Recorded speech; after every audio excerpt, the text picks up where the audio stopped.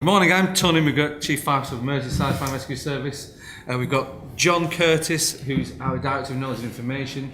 Karen Hughes, who's in uniform. Karen is one of our antisocial behaviour advocates, and one of the examples we've used as partnership working is in our bonfire removal antisocial fire programme. So Karen's our expert on that.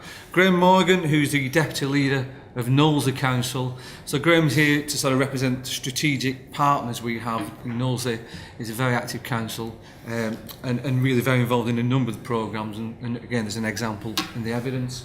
Who else we've got? We've got Helen's tucked in on the end. Helen Patton from Aerial Trust, who we've done a lot of work with around young people, and street heat is one of the examples in the pack of evidence of partnership working, and Helen's been very involved in pulling that together. And Richard Davis, who's one of our district managers and has led on a number of our applications for beacon councils and these sorts of initiatives.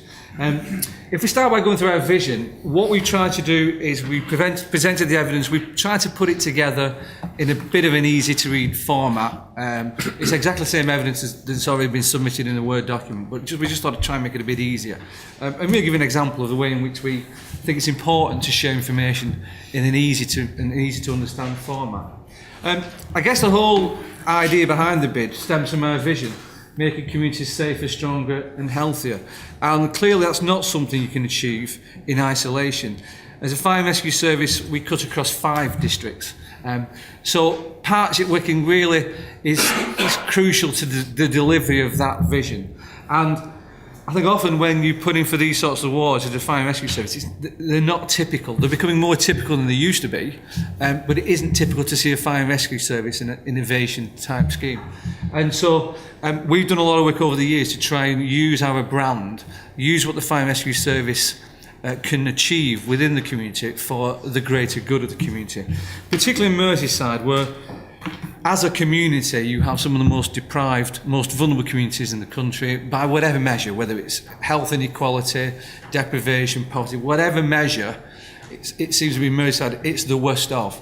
And so there are some real and very significant challenges across all the districts, across all services.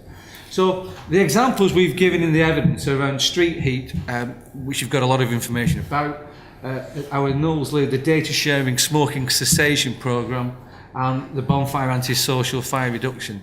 We're going to show, in 1 second we've got a short video to sort of try and, I think it's sometimes difficult to picture how this all works in action. So I thought it'd be helpful to try and bring it together so that we all have a common vision, a common view of what this actually means on the streets, because ultimately if we're not making a difference in the community, it just becomes a bit self-fulfilling as an initiative. We're all sort of congratulating each other, and for us it's about the difference it makes on a wet September night when some old lady's no longer having fireworks stuffed through a letterbox and having her life made a misery. And that really for us is the payback and for our partners.